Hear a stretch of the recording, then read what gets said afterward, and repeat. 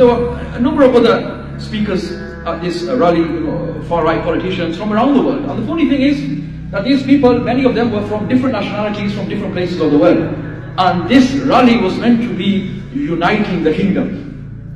How do you unite the kingdom? By importing people from other countries who are simply coming here to spread hate and divide the citizens of this nation. That's definitely not uniting the kingdom, that's disuniting the kingdom, yes? And there was so much irony in this hate march, right? The protest itself. There were people there insulting Allah. There were a group of men, probably drunk, insulting Allah. And A'udhu Billah, then at the same time, there were speakers on the stage saying that, we follow Jesus Christ. We follow Prophet Isa alayhi salatu wasalam. And, we want to defend the way of Christ. But subhanAllah, you're claiming to defend the way of Sayyidina Isa alayhi salatu wasalam, who is very sacred and honored to us Muslims. Yeah. We love Sayyidina Isa alayhi salatu wasalam. We have more right to him than anyone else. Yeah. We believe in him as a beloved Prophet of Allah, and we also love, honor and respect him. Alayhi salatu wasalam. So, insulting Allah, and Allah is the Arabic word for God. And even Christian Arabs, they refer to Allah, they refer to God as Allah. So these people insulting Allah on the one hand and then claiming to be standing for Christianity. And if indeed they are standing for Christianity, I ask the natives of this land, why is it that your churches are empty?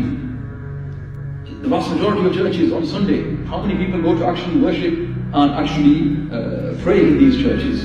Yes, if you're going to defend Christianity, the first thing we should be doing is attending church. And then secondly, trying to act upon those teachings which you know from Sayyidina Isa alayhi salatu wasalam. And certainly it is to love your neighbor. It's certainly to turn the other cheek.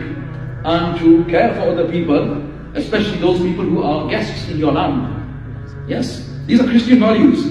So where are the Christian values? And then similarly, the irony of carrying Israeli flags. Some of the protesters were carrying Israeli flags. It doesn't make sense. So if you're standing for the UK, United Kingdom, why would you be carrying the flag of another country somewhere else? This does not make any sense whatsoever. And then the irony of the protesters having Indian food and biryani and pakore, before they're going to go and attack Pakistanis and Muslims in their speeches and whatever. SubhanAllah. This shows that we are part and parcel of this society, alhamdulillah. That these very same people who are attacking Muslims, attacking Pakistanis and immigrants and Indians and so on, they need us. The UK needs us. Our forefathers, our fathers and grandfathers and parents, when they came over from India and Pakistan, they rebuilt this country. Ask the elders, ask the Buzurgs. बुजुर्गों ने इस मुल्क को बनाया है. इस मुल्क की जो बुनियादें हैं, हमारे बुजुर्गों ने यहाँ काम किया.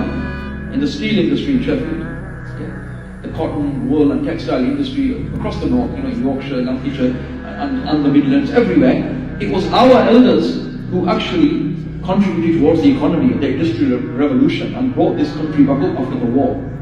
Because after the war, the UK lost many men. Yeah? It's natural with wars. You lose men, you lose workforce. And subhanAllah, it was people who were brought over from the Commonwealth and who did this, and then who also fought in the war. Muslims also fought in the war for England. Yeah? So we have contributed, and we are part and parcel of the society. And then today, even doctors, engineers, right, nurses, people in the NHS, people across the UK, people who are even your taxi drivers, your bus drivers, your takeaways, everything. Yeah, Muslims are part and parcel of this society and well integrated into UK society. And our people also do many of the jobs which other people do not want to do. So you cannot do without us. So subhanAllah, if today we were to have a mass expulsion of Muslims and immigrants today, then I think the UK would very much struggle. Just like they were struggling after the war, they will also struggle now because they need us. And human beings need each other. It's not to say that we are better than others or we are so special. No. Humankind all needs one another. Human beings are all like one family. The world is made of many different people, and our religion does not teach us to demonize others and look down on others and to hate and discriminate them in such a way that we do not afford them rights. This is not Islam.